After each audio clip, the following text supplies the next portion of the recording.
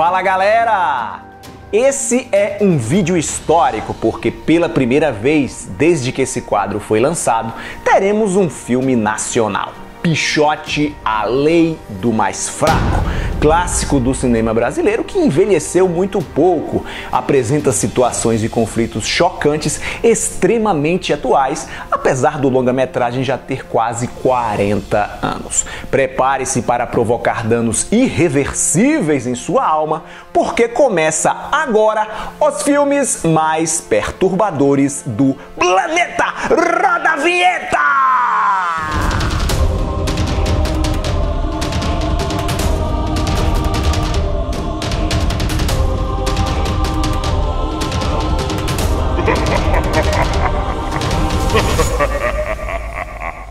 Pichote, a Lei do Mais Fraco, produção nacional lançada em 1981, é o terceiro longa-metragem da carreira de Héctor Babenco, argentino naturalizado brasileiro, que lamentavelmente faleceu em julho de 2016, aos 70 anos de idade. Babenco foi, ou melhor, uma vez que suas obras são imortais, um dos grandes cineastas desse país.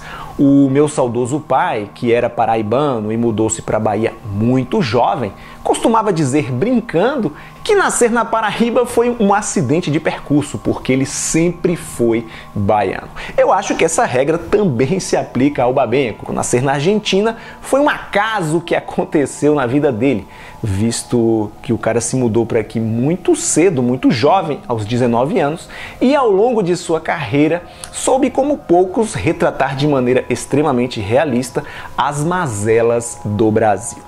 Baseado no livro Pichote, a Infância dos Mortos, escrito pelo jornalista José Louzeiro, o filme trata da dura realidade das crianças abandonadas em nosso país.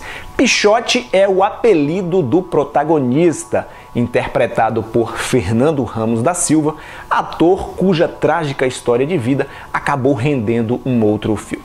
Mais pra frente eu vou falar sobre ele. Aos 10 anos de idade, Pichote é preso pela polícia e encaminhado para um reformatório para menores, cujo nome nunca é revelado, nunca é citado, mas a gente entende que é a antiga FEBEM. Nesse lugar horrível, o tratamento é pra lá de negligente. Os carcereiros batem nos menores, permitem que drogas circulem entre eles, cobram favores sexuais das mães que vêm visitá-los e por aí vai.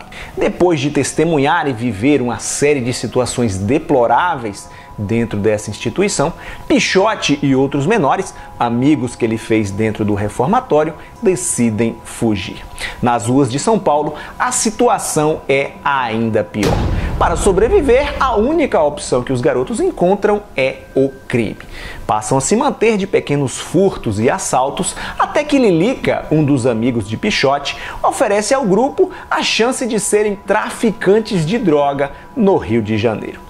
A narco-empreitada na Cidade Maravilhosa não dá muito certo e eles acabam se envolvendo com uma prostituta chamada Sueli, vivida magistralmente pela saudosa Marília Pêra, onde montam um esquema para assaltar os clientes da mulher.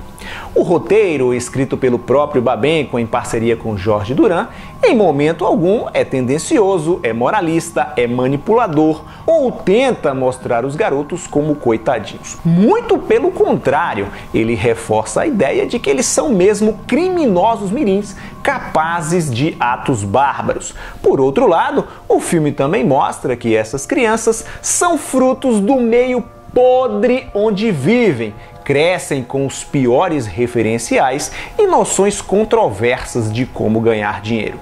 E isso é ilustrado numa sequência memorável do longa, sequência onde os meninos estão brincando de roubar um banco usando armas montadas criadas com pedaços de madeira. Um dos moleques desiste da brincadeira porque Pichote o chama pelo nome verdadeiro durante o assalto. O Pichote estragou tudo. Disse meu nome pros caras do banco. São crianças ainda, apesar de todo o esforço em tentar provar o contrário. Se na época do seu lançamento Pichote provocou incômodo ao apresentar uma desesperançosa realidade de uma classe social vítima de um sistema falho e corrupto, hoje a obra incomoda muito mais porque ela continua atualíssima. O Brasil teve N oportunidades de passar a limpo essa história, mas quase 40 anos depois do lançamento de Pichote e a situação não mudou. O filme se mantém perturbador e cruel. A vida das crianças pobres das favelas ou comunidades, como o politicamente correto agora pede, a vida dessas crianças e adolescentes sem afeto familiar, sem formação, sem educação, sem bons exemplos, sem oportunidades, é assim mesmo dura e implacável.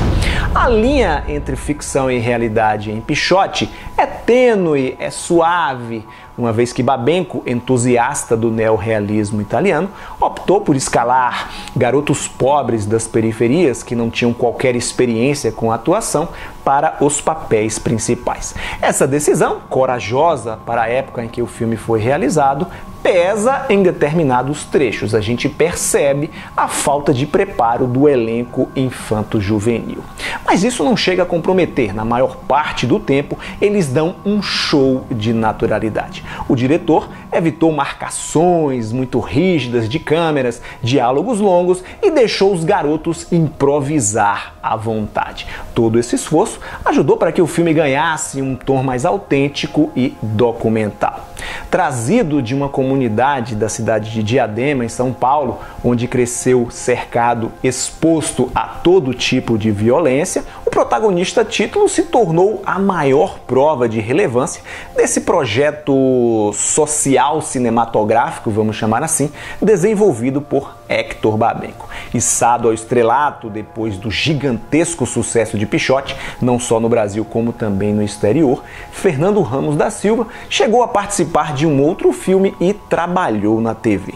Mas ele não conseguiu dar sequência à sua carreira artística, entrou para o mundo do crime e acabou morto a tiros dentro da própria casa após uma perseguição policial em 1987. A triste trajetória de Fernando foi retratada em um outro longa-metragem, Quem Matou Pichote, de 1996, dirigido por José Jofili. Talvez as gerações mais novas não tenham paciência para acompanhar Pichote, seja por conta do ritmo lento do filme próprio daquela época e a história que não apresenta propositadamente uma clara noção de direcionamento, seja por conta de um equivocado preconceito com as produções nacionais. O que é uma pena, porque trata-se de uma obra-prima do cinema brasileiro. A gente precisa aprender a valorizar os filmes que são realizados em nosso país. Quem quiser assistir, tem completo aqui no YouTube. A cinebiografia de Fernando, Quem Matou Pichote, também está disponível. Faz uma busca aí que você encontra os dois filmes. Vou ficando por aqui. Obrigado por sua audiência. Se você gostou do programa, já sabe, senta o dedo no like e compartilhe o vídeo com seus amigos nas redes sociais. Me segue por lá também para a gente criar um canal de comunicação, trocar uma ideia vez por outra e você ficar ligada nas novidades do canal. Tchau e até a próxima!